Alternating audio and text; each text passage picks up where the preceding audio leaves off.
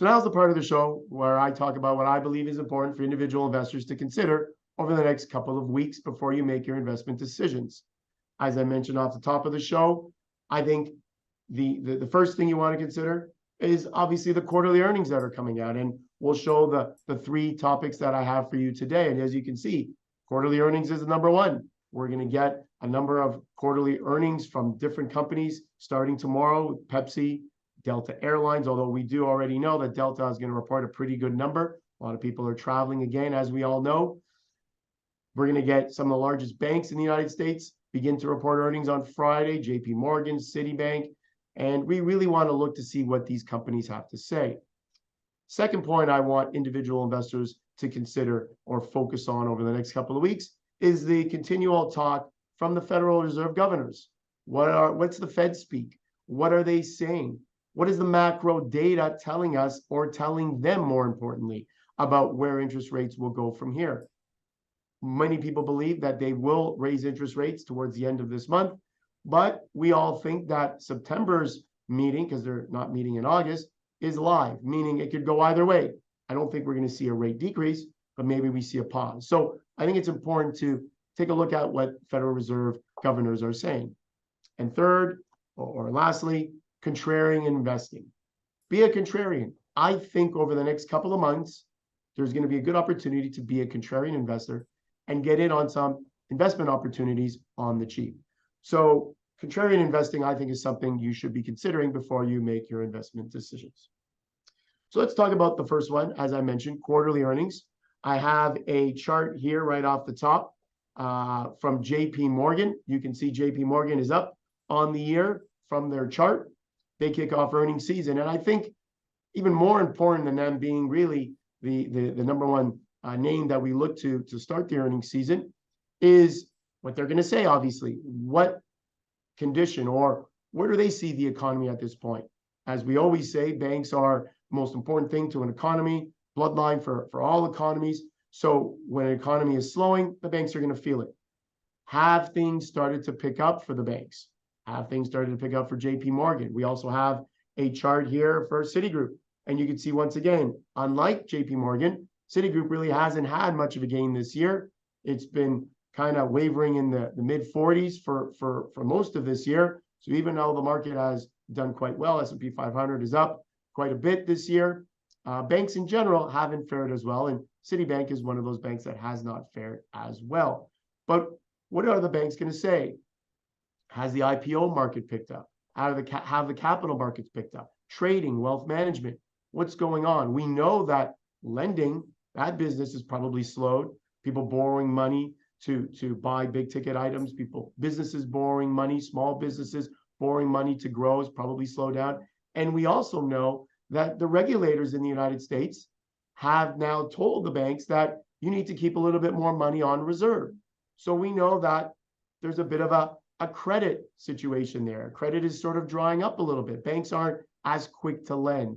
So what are we going to hear as we get into earnings season, as the banks start to tell us what's happening?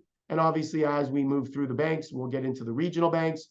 What's the status of the regional banks? There's been some talk recently from Janet Yellen that she wouldn't be surprised to see some smaller banks merge together, something we haven't heard in quite some time. So where do we stand, or where do they stand with that? We just heard as early as this morning here in Canada, for example, that Laurentian Bank has put themselves up for sale. So there you go. And that's, again, not something we've heard.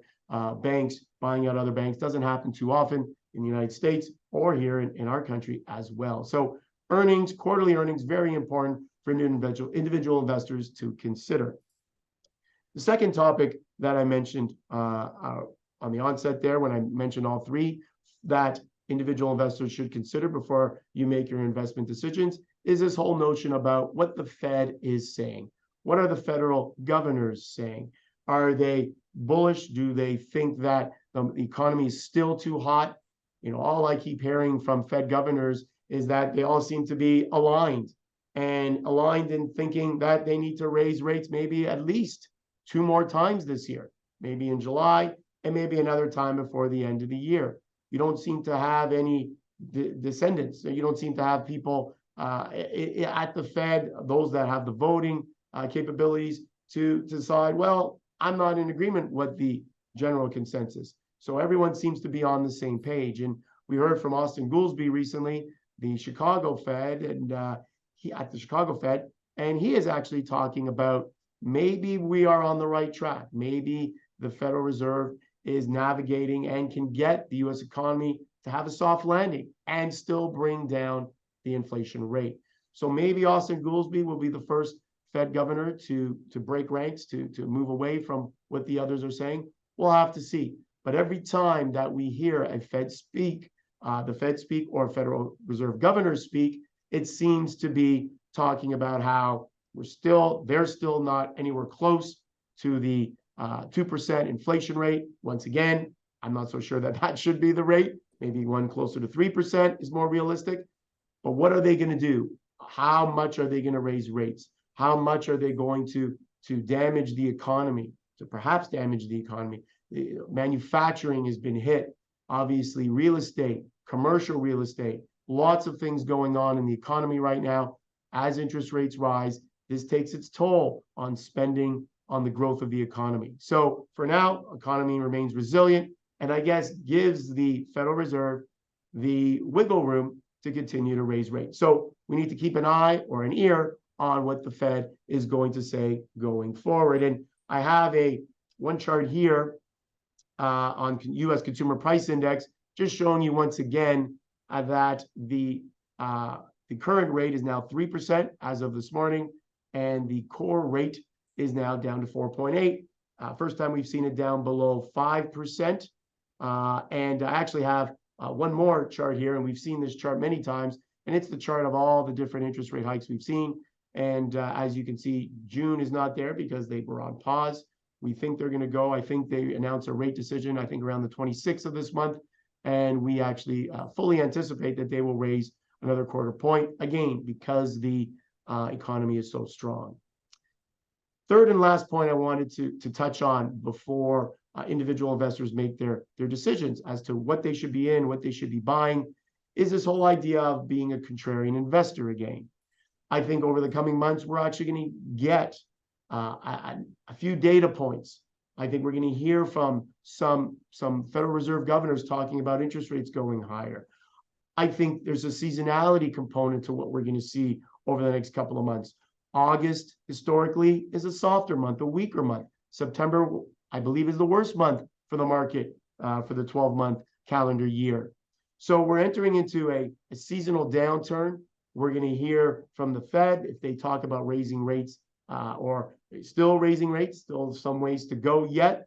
I think this could give us an opportunity if the market were to sell off based on what the Fed says, seasonal factors, higher interest rates, higher inflation, whatever it may be, it could give us an opportunity to buy some good quality investments that perhaps have gotten away from us a little. And maybe they'll now come back to the mean or back down, so now we can afford them.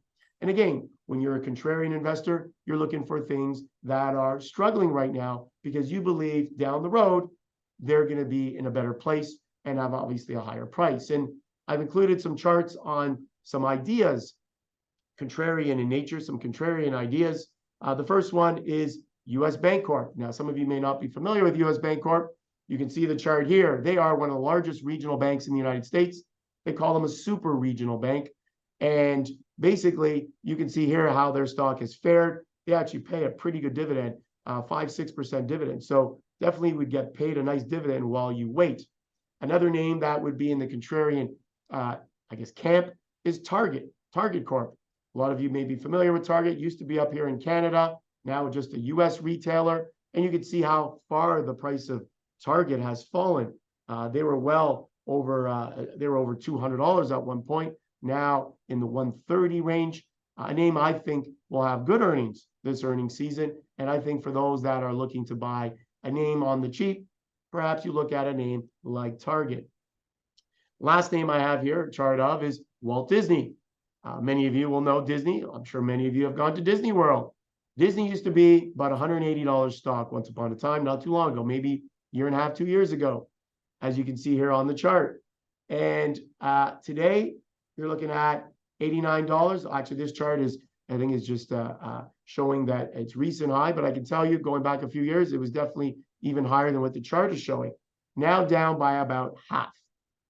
Opportunity, they have new management, new CEO, or I shouldn't say new, but Bob Iger has come back to take the reins at Disney once again. He left and now has been asked to come back and right the ship at Disney. So another contrarian name, a name that I think you could take a look at.